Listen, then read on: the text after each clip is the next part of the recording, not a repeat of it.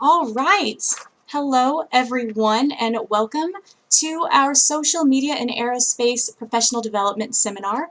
I don't know if you can see me. That might be Amy on the screen right now, but my name is Amanda Camarada. I am part of the Women of Aeronautics and Astronautics Technical Development Committee, and I will be your host for this session. I also have Victoria on the line. She will help me moderate.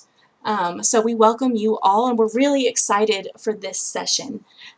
So to get us started, we all know social media, especially with how things are going in this day and age, has really replaced how we interact with each other as our lives and our work becomes increasingly digital. Our guests, Amy Huynh and Morgan Irons, will discuss how they utilize social media within aerospace. Yay! Yay! Okay, awesome. Feel free, I'm watching the chat audience, so if anything goes awry, please let us know and we will fix it. Thank you. All right, Amy, now it's all yours. Yeah, and Morgan will introduce herself here.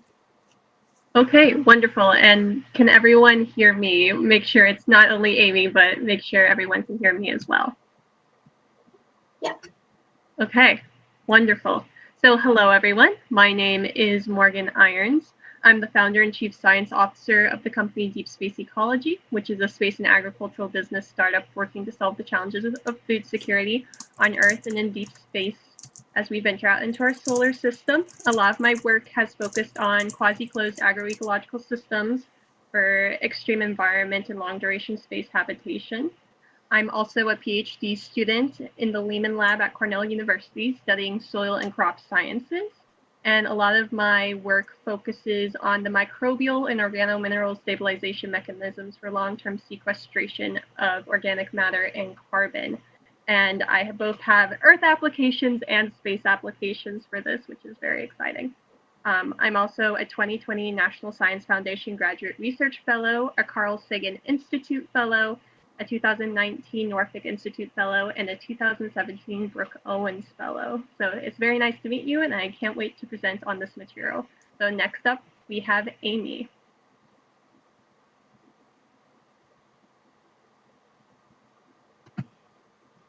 Hi, I'm Amy. I'm a rising senior at UC Irvine studying mechanical and aerospace engineering. I'm a first-generation low-income student, and I've had the opportunity to intern at nonprofits like Dreams for Schools and Space for Humanity, to space startups called Made in Space, and wrapping my last 2 weeks at Astra, and at 3 NASA centers at Goddard, Ames, and Langley in the fall. I've also done research on engineering internships at UC Irvine and in the Designing Education Lab at Stanford. I'm a 2020 Matthew Isakowitz Fellow, 2019 Brookie, and an AIAA Diversity Scholar. And you can find me on Twitter and Instagram at AeroAstroAme. And some of the topics that we will cover today include getting the most out of your social media, beginning the process, recommendations, social media specific to the aerospace industry, and opportunity during COVID-19. So to start off, what exactly is social media? This may seem like a weird question to ask, but for some people, this may be the first time that you are talking about social media or thinking about going on to social media. So social media is websites and applications that enable users to create and share content or to participate in social networking. Pretty much social media is a tool that people can use to network, spread their content, and create their own personal branding, what they want to show people, what they want to reveal to the world that are their goals and their values and the work that they're working on. And to start off, I'd like to share a quote that I really like, which is that luck is what happens when preparation meets opportunity. I really like this quote because a lot of the decisions that are made about you, whether an internship offer, full-time job, school admissions, and more, they're always like made when you're not in the room. And knowing this, it's important for you to make sure that your online presence is truly reflective of who you are, just like a resume is when you're applying to jobs. When people search your name, what do they see? Is what shows up reflective of what you want to be seen as?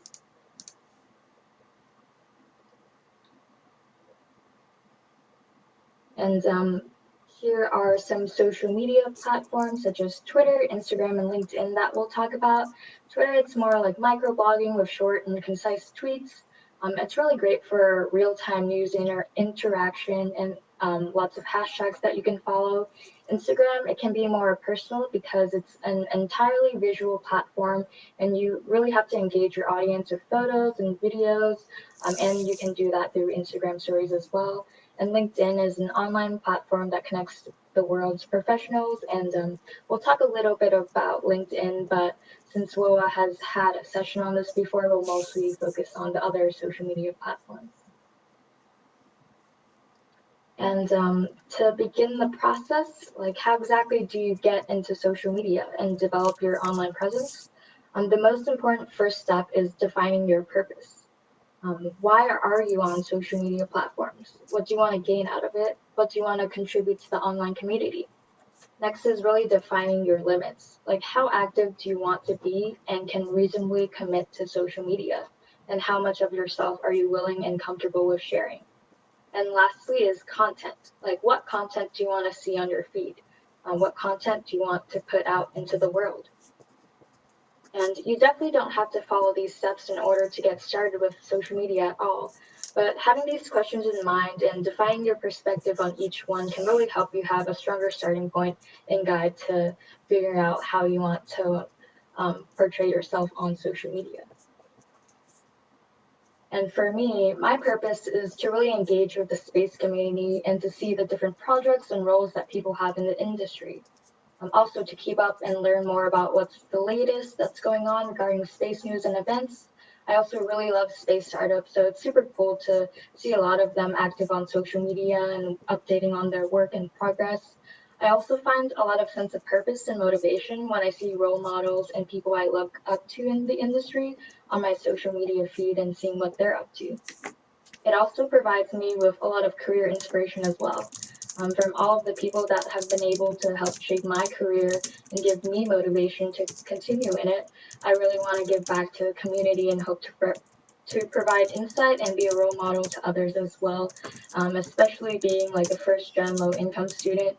I wasn't someone who knew any engineers growing up or had any connection to aerospace when I started college, so it was definitely pretty hard like figuring that out and just being a role model to other people who also come from that background. I think is something that I really want to do and to show other people that they can get into the aerospace industry as well.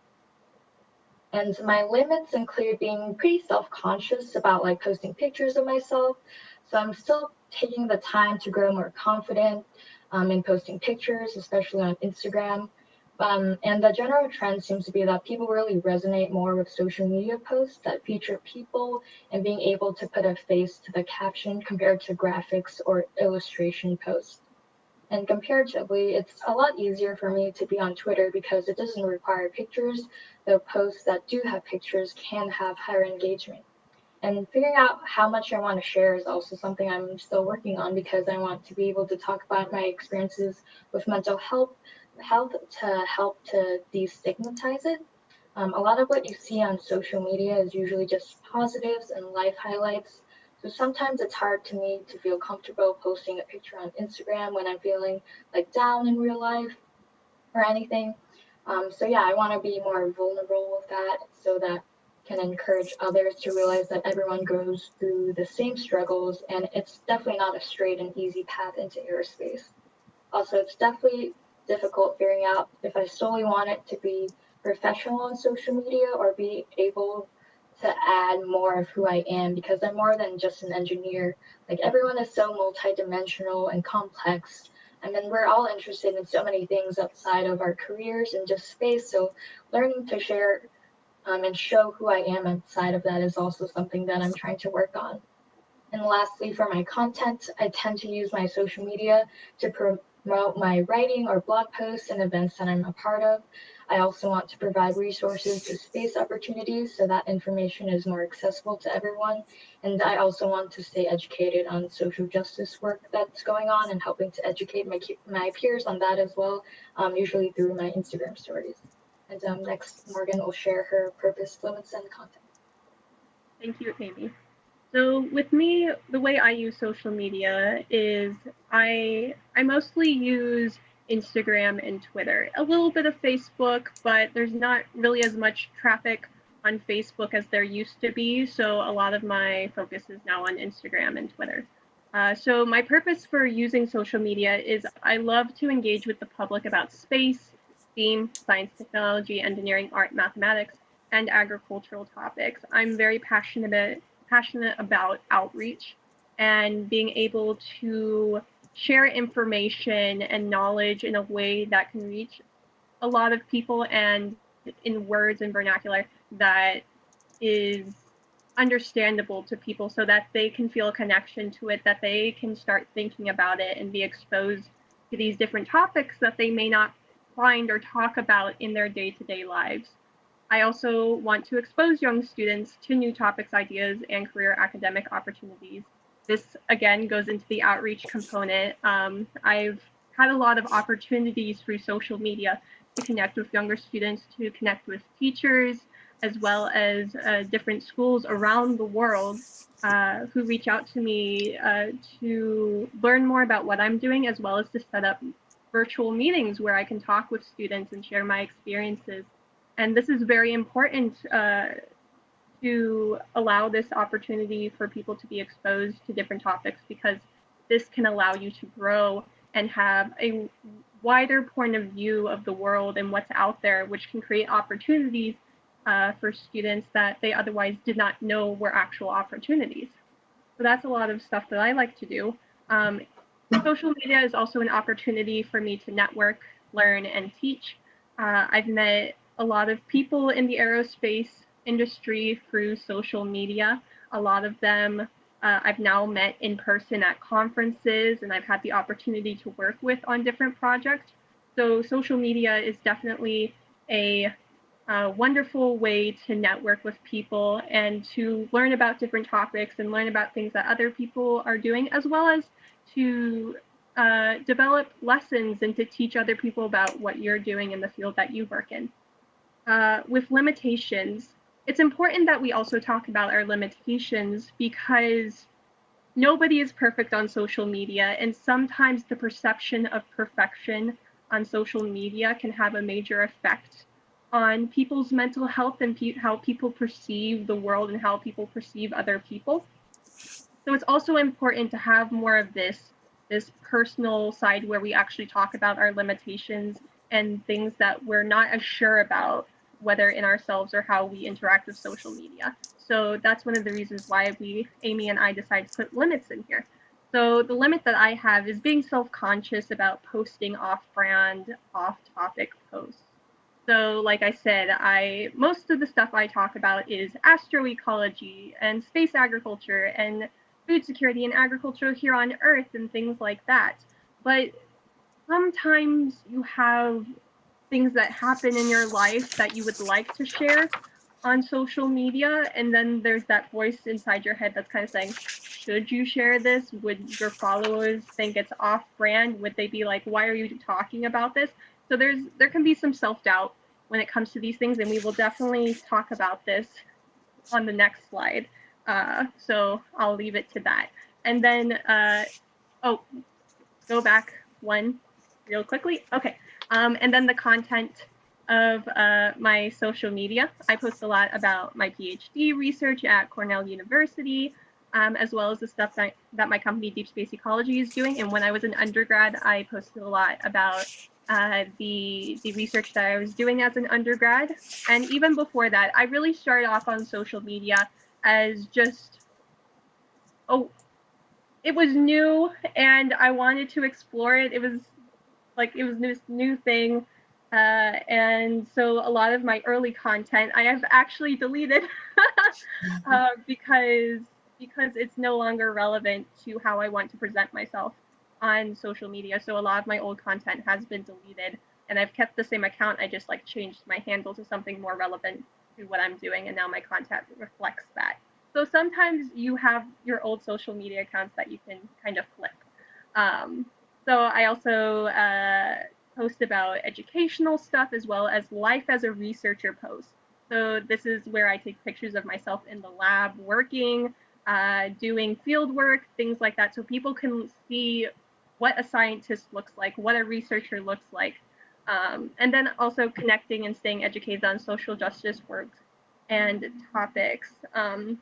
That social justice work is definitely very important to me, and something that I do off of social media, but also do on social media to make sure that my value of how I value social justice comes across as well in everything that I do.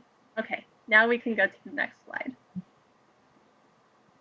Okay, so like I said, there's this limitation that we sometimes set on ourselves. And the question is, when do you present something that is more raw, personal, or off-brand? Is it ever appropriate? And this is really a personal decision. Some people will never be comfortable with posting raw, off-brand topics on their social media, especially if their social media brand is very like on point. I just post about this, and that's it. So you'll definitely see social media where you never see anything really personal or raw on it. But if you're of the mind where your social media is a professional platform for you, but you give yourself a little leeway to show that you're also a person and that you have other things you're doing, other feelings and thoughts that you have outside of your career. This can actually be a benefit for helping you connect with more people and showing how multidimensional you are, taking the term that Amy used. So when you are sharing something that's raw, personal, or off-brand, make sure that you are sharing something that's authentic to yourself. But also, it's good to step out of your comfort zone. But if you feel like sharing something may harm you in some way, like make you more anxious or not be good for your mental health, maybe it's something that you can hold off on until you feel more comfortable. Definitely set limitations for yourself, set your personal boundaries. You shouldn't be forced or feel forced to share things that you want to keep to yourself or to your close friends. And one way you can do this on social media actually is sometimes you can have your social media as a private account where the only people who see your content are people you accept onto your social media page. And then there are people who have public accounts, which anyone can access. So if you want to do more personal stuff but don't want to show it to the public, you can also use a private account on social media. And also when you're posting these personal things, you also have to think about, like I said, who's viewing them. If you have a public account, think about who's going to be viewing it, potential coworkers, employers. You have to be mindful of these things because I've talked with a lot of employers and people in HR departments, and one of the first things they do is look on social media, which sounds scary, but it really is. Social media has become part of the hiring process. So you have to be mindful of the things that you post on social media, especially if it's made public. And ask yourself the questions. Would you want someone else posting about this? Would this be a topic that you're interested in, that you would follow someone or read someone else's post on that topic? How can your vulnerability help to make someone else feel represented? So sharing topics on mental health, sharing topics about being LGBTQIA+, these different topics. By sharing these topics, are you creating a more inclusive environment and maybe one of your goals is to help people who are also experiencing vulnerabilities in these areas of their lives and who they are? So would posting about this actually help someone? So that's also something to keep in mind. And then is there a lesson or message to be shared with your post? And this is something that I constantly think about whenever I think about posting something raw or personal or off-brand. Is there a lesson or message to be shared? And one of my recent social media posts on Instagram is a good example of this. you can't see, but I'm currently in a medical boot and I'm walking with crutches and all of that, and I decided to post about it. And it's because I wanted to show vulnerability in how sometimes we go through these challenges, and it's these challenges that define us for the rest of our lives and can be something that can help build us up. And it was a good way for me to show people why I'm a medical advocate, why I say that I'm a medical advocate, because the injury that I have currently is actually based off of medical surgeries that I had 12 years ago, and it's all come to a head in the last couple of weeks. So I wanted to share about that to show how, like, even though I've gone through these challenges, I wouldn't change a thing, because those challenges in the past made me who I am today, and I would not change who I am today, even though those challenges are still affecting me today.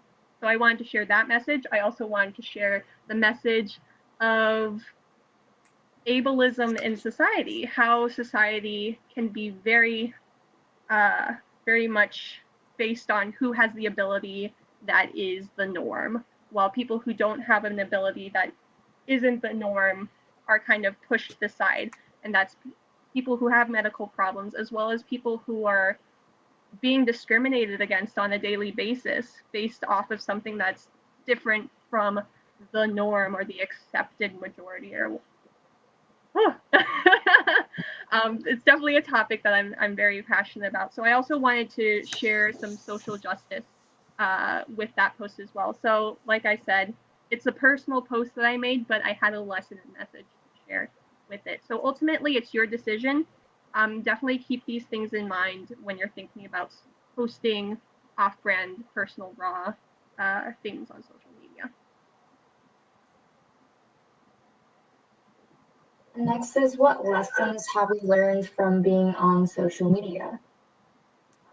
Some recommendations that we have include reaching out to people. People are so open to sharing their career experiences and are so happy to talk with you, especially when you're a student. Like, they used to be students too, and they really understand and empathize with you and where you are at now. And most people are so happy to help and provide insight whenever they can. So definitely find people on social media that you want to learn from, and don't be scared about reaching out to them. And also be sure to follow people that you like. Find people with work or content that you admire, and follow people who are healthy for your mindset and help you grow and think. If someone you're following brings negative energy or makes you constantly feel like you're comparing yourself to them, it's okay to stop following them, even if they are your friend. It's easy for social media to become part of an unhealthy habit of comparison and self-worth, so make sure you follow people who keep inspiring you and motivating you. Next, another do is to mix planned and spontaneous posts. So if one of your goals is to increase your followership and to have your followers be engaged on your social media, you also have to be engaged. And ways you can do this is actually doing spontaneous posts, which is what most people do. Posting in the moment, you take a picture, you post it. But it's also important and can also be strategic to do planned posts as well, where you pick the pictures, write out exactly what you're going to be posting on Monday, Tuesday, Wednesday, etc., and then posting it on the day that you've planned for it to post. And this can help people, especially when they have anxiety about things or they feel like they should be posting every day. This takes a little bit of the anxiety away if you plan out posts. You can also create series this way. I'm currently planning out a series of posts on social media right now where I post about the traditional agricultural practices and the connection of agriculture that is seen in Black, Indigenous, and people of color communities, because I wanted to amplify that history and those voices when it comes to how these communities have used agriculture throughout history and the traditional ecological knowledge that they have, and really show the world and show my followers the importance of that history and that knowledge, and make sure that we continue these stories forward and bring them into the conversation in the public, but also in academia. That's something that I find very important, is respectfully carrying these stories forward and making them a part of everyday conversations in academia as well as in the public sphere. And then create your own brand. So I've mentioned brand a couple of times, and your brand is pretty much how you show people who you are, what you do, what you value, and why you do what you do. So this is, Amy and I have already kind of talked about our brands a little bit, where my brand focus, what I value is education, medical advocacy, food security, space agriculture, social justice, things like that. And then I show through my work how I value those things. And that helps to show who I am as a person, as a researcher, as a student. And it's important to create a consistent brand on social media, and this can be very beneficial for your goals. And what I mean by a consistent brand is,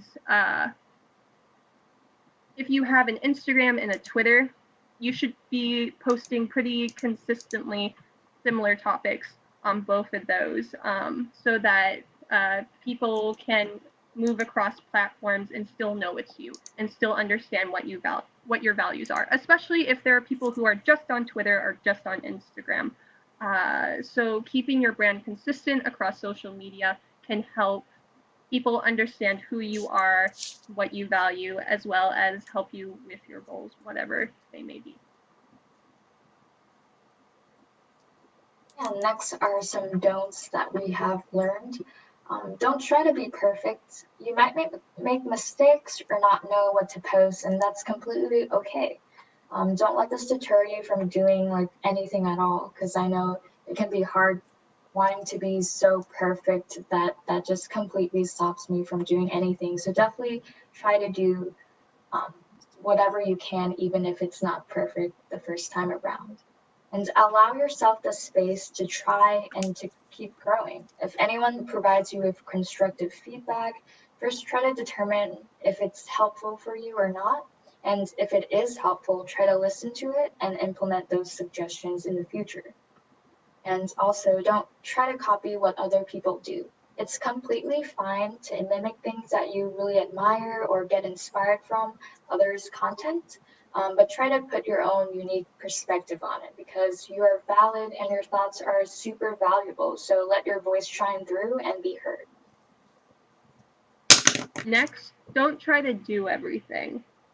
So depending on what your goals are with social media, sometimes you don't have to be on every single platform that's out there. Sometimes your goals can be met on just using Instagram or just using Twitter or some other platform. So don't feel pressured to control as many platforms as you can, because that can actually be detrimental to the quality of the content that you post, especially if you feel spread too thin between all of these platforms. So sometimes it's beneficial to determine which platform is best for you and then stick with it. And also choose the ones that you enjoy and that will give you the most value for your time. I definitely enjoy Instagram the most, so I spend a lot more time on Instagram, but I also use Twitter because I also enjoy Twitter, but there's definitely a bias towards Instagram for me. And then don't let social media define your worth. And we've kind of been alluding to this a little bit throughout the presentation. Social media can become very personal because you're sharing your story, you're sharing your work. And so sometimes it can be easy to get into this mindset that your worth is dependent on getting only positive comments or getting the most likes on your posts. I've definitely had moments where I'm checking Instagram because I want to see how many likes a current post is doing, and I have to check myself and be like, Morgan, it does not matter. It does not matter. People will like it if they want. People may read it and not like it. Like, ultimately, the most important goal is I wanted to share that information and people learn from it, because social media is ultimately a tool. It's not a defining it's not defining your worth in any way. It's a tool that you are using to reach your goals. And just like you wouldn't define your worth by using a hammer, you shouldn't define your worth by social media, because just like a hammer, it's a tool to get a job done, to get to build up your brand. Yeah, and definitely, like, you shouldn't focus on your follower count at all. Like, it doesn't matter how many followers you have to make an impact on social media. It's really the content that you put out there and the people that you're able to impact, like, one-on-one. Like, even if it's just one person who learns something from your posts, I think that is something super meaningful. So yeah, like, your social media will grow. I guess depending on how much effort you put into it and how much people like your feed, but I definitely wouldn't like focus too much on the numbers.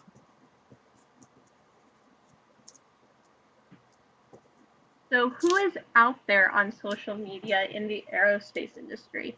So you will definitely find aerospace companies and research labs that post on their own social media, so you can learn about what they're doing, as well as potential job opportunities as well, and internships, because they also post those on social media. So that's also a good way to see where you can go with your career and see the opportunities out there. There's also aerospace leadership. So you have space industry leadership, academic leadership in the aerospace industry. So you can definitely connect with them and see what they're doing, as well as reach out to them and see and get tips and feedback from them as well. And then, of course, connecting with your aerospace peers. And this is something that is very much a huge thing in the aerospace industry. It seems like the aerospace industry is large, but it's actually a lot smaller than what you think. I know I've been to conferences and you've said a name, or I say my own name, and they're like, oh yeah, I was told about this person by this other person. And it's like, how did these people know? It's because, like, networking is such a big thing in the aerospace industry, and social media is one way where we all connect with each other, and share the work that we're doing, as well as share in the triumphs that are happening in the aerospace industry, with, like, the launching of the Mars 2020 rover recently, and the returning of Bob and Doug from the International Space Station. So, like, there's all these cool things that you and your aerospace peers can share on social media. So definitely, these are the major contenders to look out for in the aerospace industry. Yeah, and here I'll be talking about working with the platform. So here are some screenshots of the same posts I made on LinkedIn, Instagram, and Twitter, promoting my blog posts that I wrote for the Brooke Owens Fellowship. And I would recommend, whenever you post something, especially something that can be shared on all of these different platforms, try your best to post them at the same time. This helps you to stay consistent. And for me personally, it helps me remember not to forget to promote it on a specific platform, and I can save time by doing it all at once. But like Morgan mentioned before, if there's just like one platform that you really like, it's not necessary for you to share it widely on all of them. And when you have the same content to share across platforms, I recommend making sure that you understand the platform you're using and working with to write your posts. For example, on LinkedIn and Instagram, there's more allowance for a longer caption, so I'm able to write more in depth, promoting the content of my blog. I can also separate it into like smaller paragraphs using like an emoji to note the beginning of each new paragraph to make it stand out more. And in comparison, on Twitter, it's a much shorter space that you have. So I had to come up with a much more concise message. And that in itself can be pretty difficult and can serve as a good writing exercise to go through as you continue to be on Twitter and learn how to make your messages to your point, but also concise. next we're going to talk about writing your bio on your social media platform. So Amy and I both took pictures of our bios on Twitter.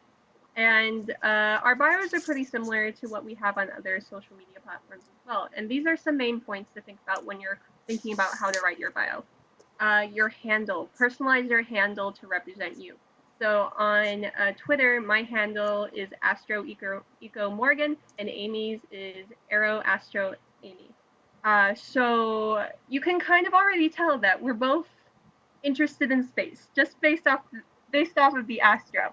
And then the Aero part in Amy's also tells us that she is interested or works in the aerospace industry as well. And then mine, Astro Eco, I have an ecology element to my my feed as well. And then of course our names.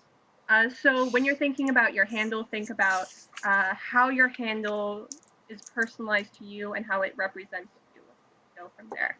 And then who are you? What is your title? So if you're a student at a particular school, this is something that you may put in your bio. Or if you're working at a certain company, or like you're an engineer, or you're a scientist, or you're a physicist, or you're a journalist, like these are things that you can put into your bio so people know who you are, what your title is, and also what groups you're associated with. So you can see in our bios that I put at Cornell, so people can click on that and see Cornell University, as I'm a PhD student at Cornell University. And then Amy is at UC Irvine, and so she has that as well, so people know what groups we're associated with. And these can be the school you're at, the company that you work for, fellowships that you're part of, nonprofit organizations that you're part of, or a person or organization that you yourself are trying to promote. So also think about the groups that you want to be associated with and want to show in your bio. And then who do your posts represent? You'll see that a lot of people put opinions are my own, just like Amy has done in her Twitter bio. And this can be very important, especially if you're associated with different organizations. You want to let people know that you're sharing your opinion, you're sharing your own posts, and that they shouldn't associate what you're sharing with this organization or this organization. So that can also be very important and something that you may consider putting in your bio. As you can see, I don't have it in my bio. And it's mostly because what I post about is very relevant to all of the organizations that I'm part of, as well as part of the values that the organizations I'm part of also value. So I feel comfortable not explicitly saying opinions are my own. But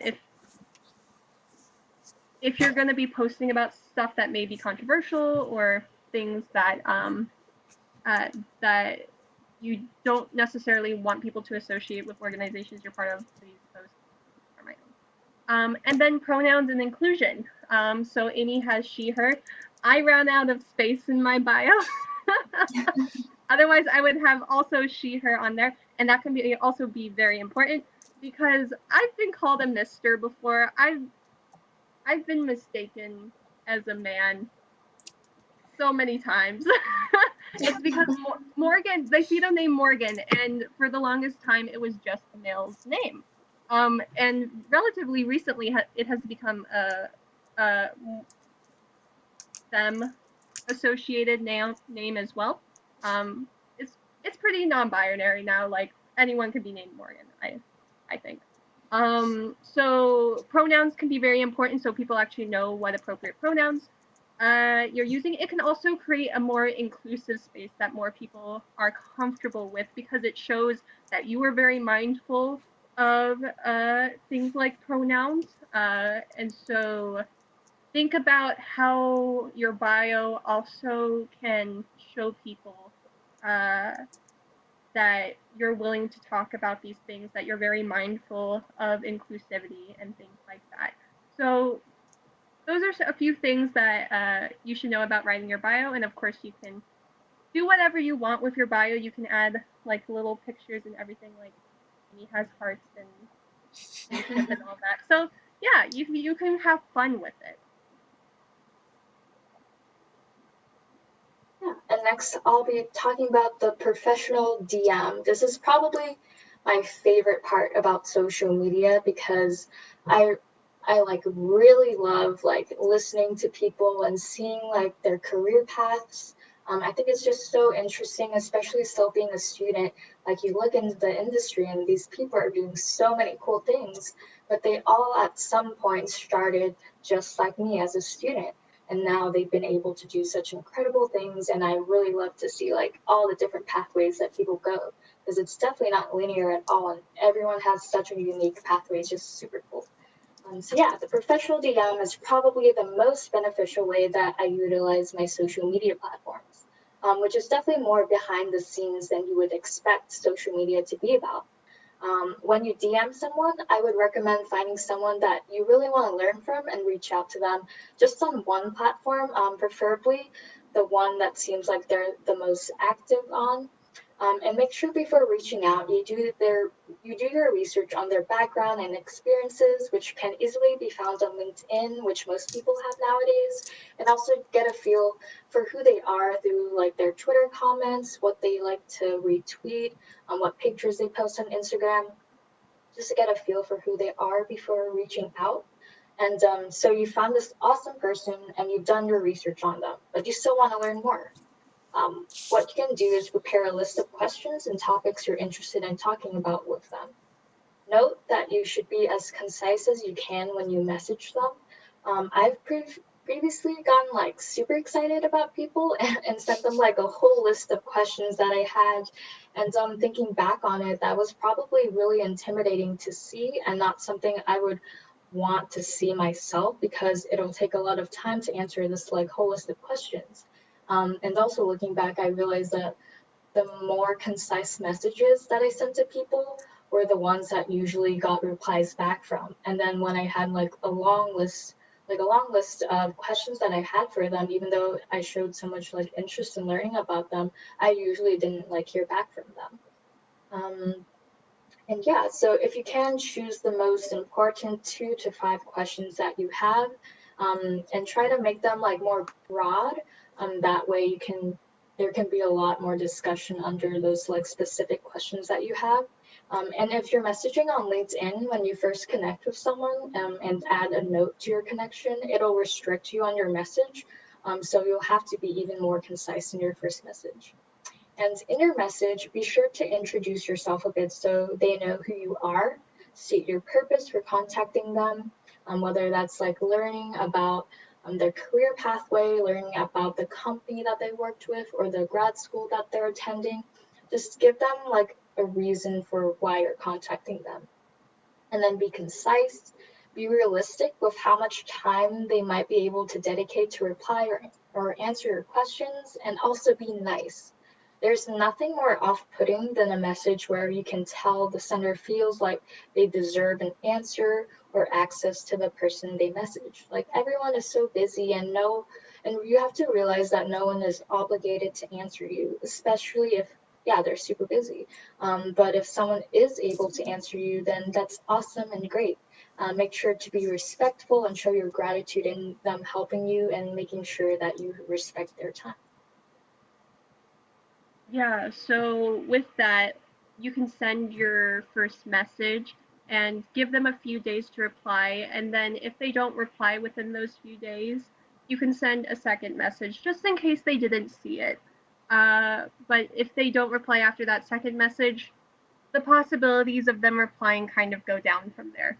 So make sure you're not spamming people's people on social media and on LinkedIn, because I've been spammed before, and that just kind of turns me off further from wanting to deal with it, because it also gives like me anxiety as well as like, oh, this person's kind of being aggressive. So just be very mindful that people are busy, and even if they want to message you, sometimes things have to be prioritized.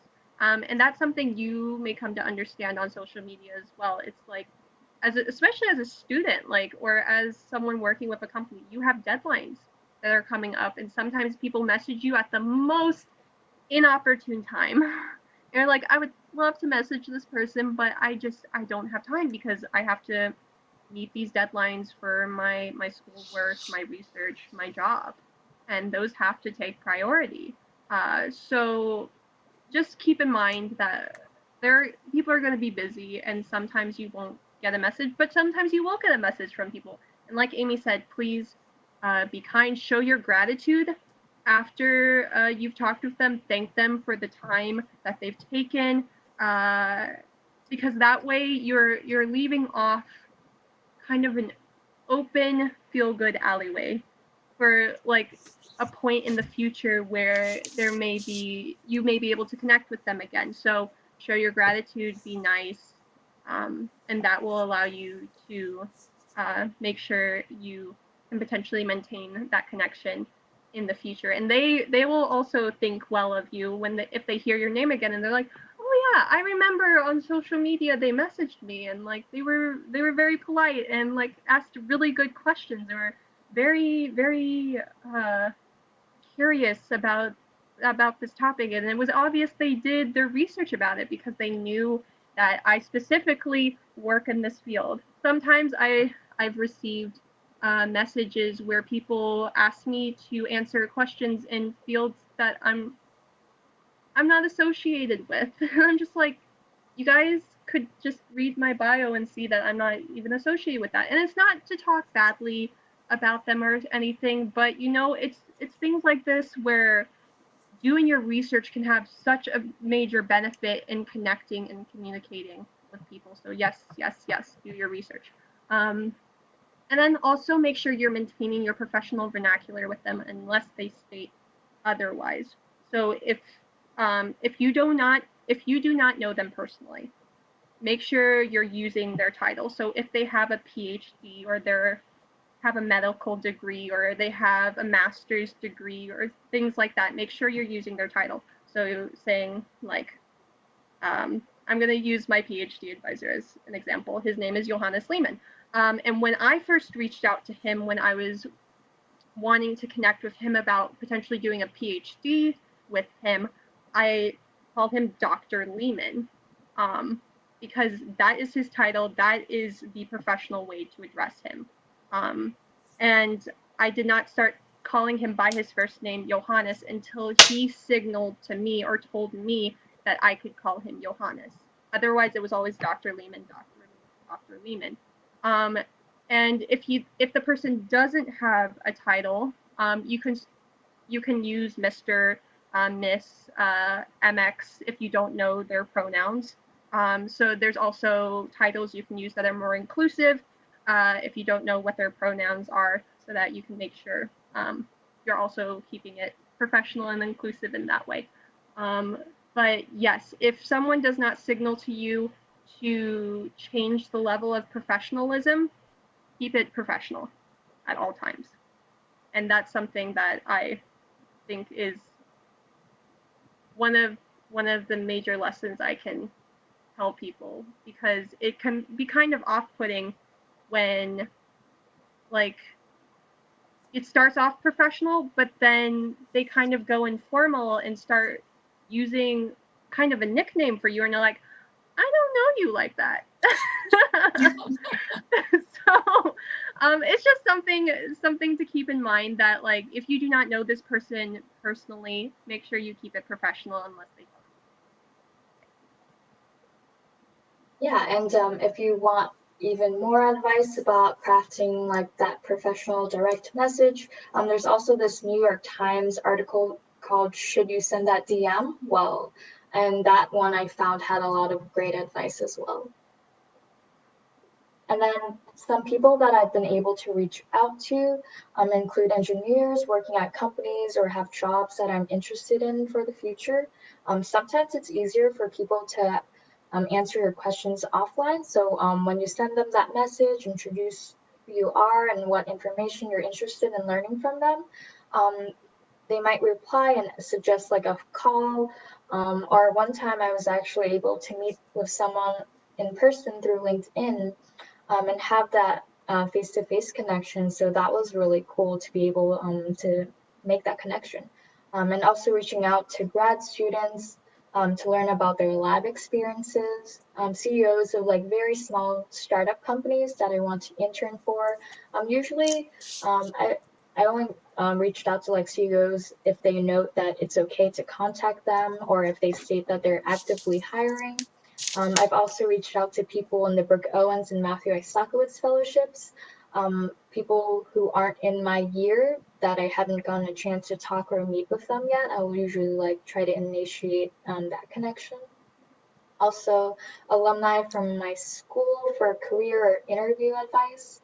Also, current and former interns at internships I'm considering. I know there were some times where I was figuring out if I could accept or decline an internship offer that I wasn't too sure of, and typing in the project name that I was assigned to and finding the intern that had been there previously at the same internship. Being able to message them and learn about their experiences helped me determine my decision with the internship offer. And also you can reach out to interns and ask like, how was their interview experience? How did they like the company they were working at, just to get more insight and advice about how you can be part of that.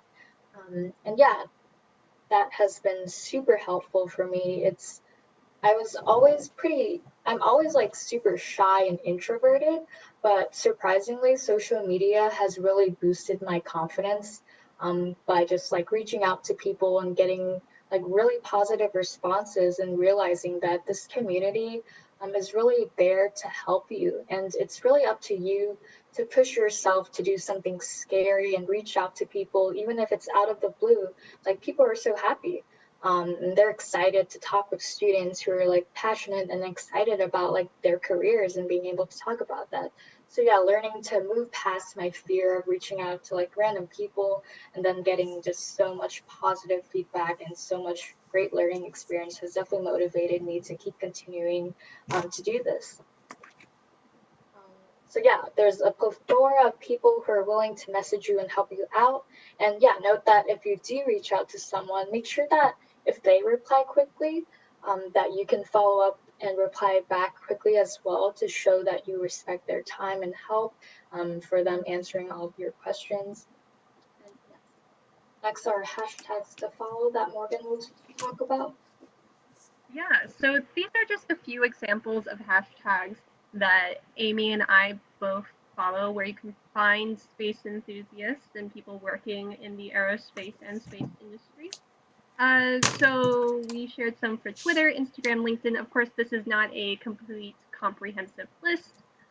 These are just some major hashtags that we both enjoy following and that we've connected with people on and found some topics that we're interested in. And hashtags are very important on social media, especially if you want to increase the viewership of your post. You can put a hashtag at the end of your post, such as hashtag space if you're posting about something space related. And so people who follow that hashtag will see your post associated with that hashtag. So this hashtags are a great way to associate your posts with particular topics. So we both definitely encourage you all to look at these hashtags, especially if you're starting off. Take a picture with your phone, write a few of them down, because yeah, these are some good places to start. But definitely explore.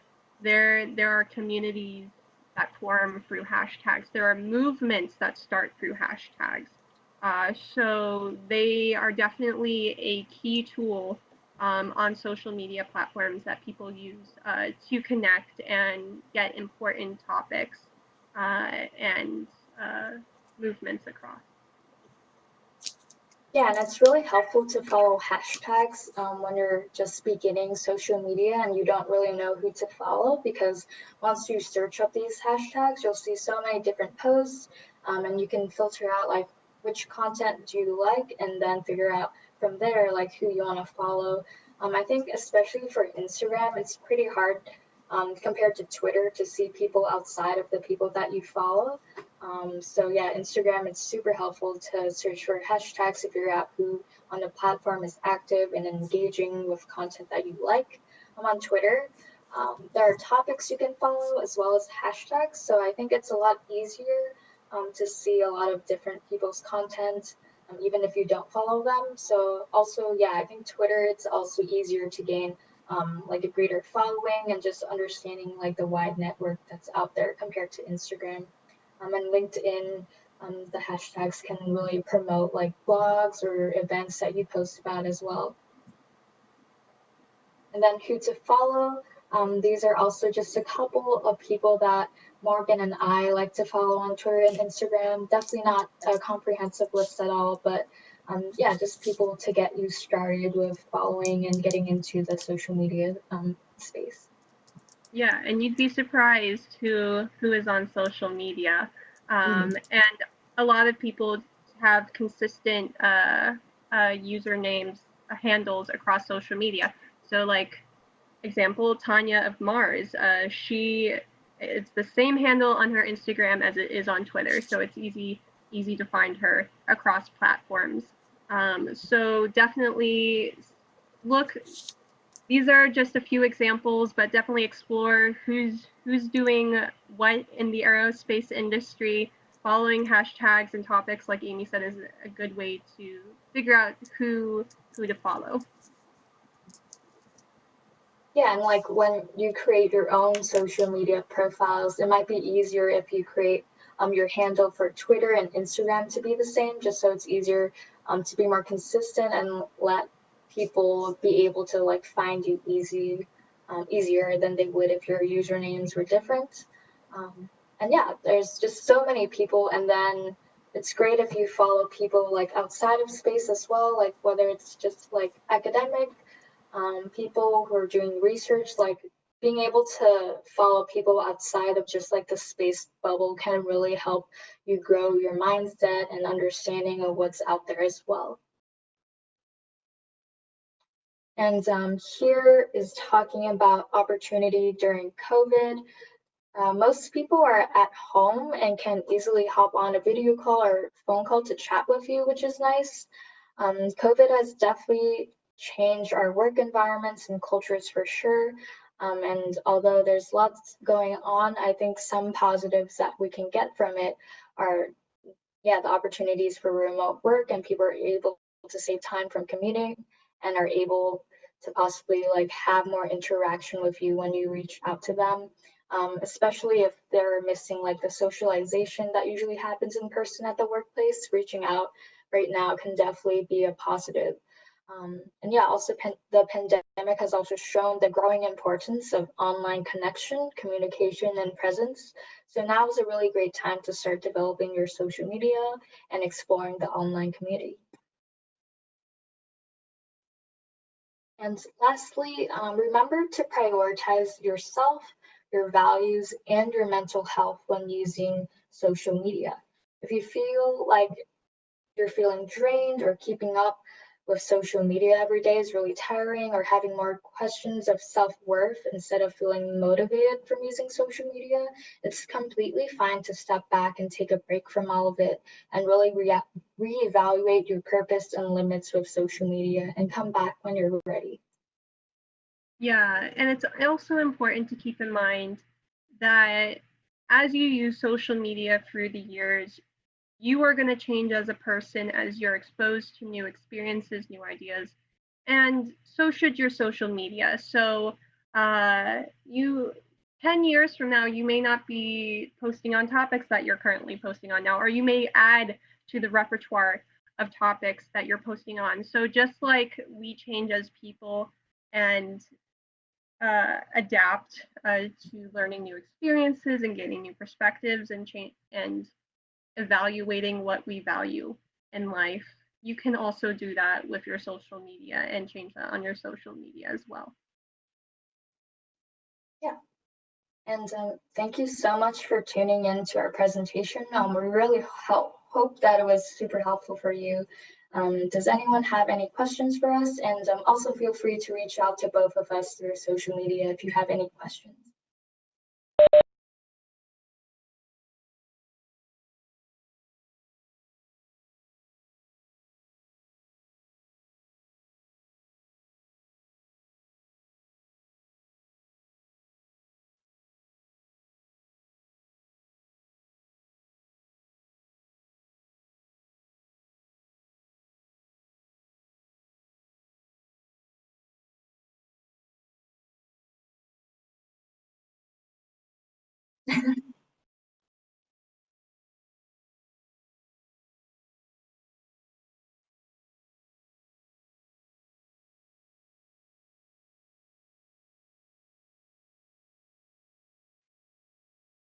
That's a really good question. Huh. Hmm. Amy, does anything pop into mind for you?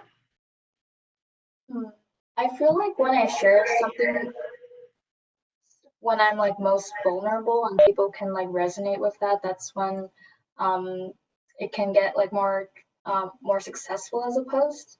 Um, yeah, I think on Twitter I had one tweet that had like 1,000 likes, and it was saying like how I got rejected from a NASA Pathways internship like 15 times or so, and then I finally got a NASA Pathways internship, and people were super happy about that and super supportive in their comments.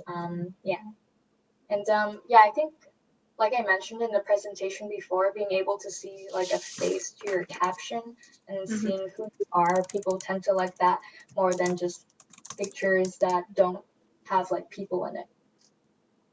Yeah, I completely agree now that you've mentioned that. Yeah, the post that I'm remembering that got some of the most interactions were more personal and showed more dimensions of who I was as a person. So that's an interesting thing to think about because it's not really something you're like, I need to track. It just happens. Yeah. Awesome, thank you. And I'm not sure if on YouTube, I was told that maybe you didn't hear me speaking, but the question was, what theme or commonality can you identify in your social media posts that become trending or most liked? And that's what Amy and Morgan just answered. One other question that was asked that I think is really great, how do you come up with what to post without the obsession of, but will people like this? Like it really comes down to understanding what you value and what your passions are. If it's something that you're excited about and something that you're passionate about, like it will just flow out of you, which sounds a little bit weird, but it's really true. It's like you get excited about posting something about what you just did in the lab or at your job or a project that you were working on, and it's because you want to share it. And so the thought of how many people will like this, what will the interactions be, doesn't really matter because you're you're wanting to share it because you're excited about it. Yeah, I agree. I think it's also like going into social media, knowing that it's not tied to your self-worth or who you are, and making sure that you're posting like the utmost, like the first reason you post is for yourself, for you to share who you are with the world. And yeah, the interactions or reactions that you get from that, hopefully it'll be positive and people will really love it. But at the same time, even if they don't, like no matter what, you should be posting for yourself because you genuinely are like super passionate about it. Awesome, thank you. There were a couple more questions, but again, I think you guys answered them within the span of your presentation. So again, thank you both so much. Are there any final passing thoughts of wisdom or encouragement that you'd like to share before we wrap up?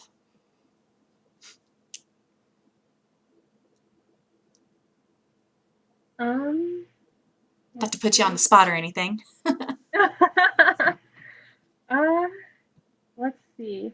Um, yeah, just to reiterate, social media is a tool to use for yourself to help you with your goals and what you want to show to the world. I know I've had a lot of opportunities come my way through social media, so definitely take advantage of it, but don't let it define you. I think that's one of the most important things we can share with the audience today who's listening and the people who will watch the recording is especially with how much time people spend on social media, especially with the younger generations, and how they're defining, I mean, not to put them in a separate group, because sometimes I do it myself. I'm not perfect. It's just, it can be so easy to fall into that mindset. So taking a step back and understanding who you are, and that social media isn't reality. It's a cut down version of reality that is a perception of perfection sometimes. But because people like to share their successes more often than they like to share their failures and their upsets. So always keep that in mind. And I think we're seeing a movement in social media where people are becoming more open about sharing their imperfections and their challenges. So that's exciting to see. And I hope that as people join social media or continue in their social media journeys, that they remember that you are more than what you post on social media, and that, again, social media is merely a tool that you have control over, and it should not control you.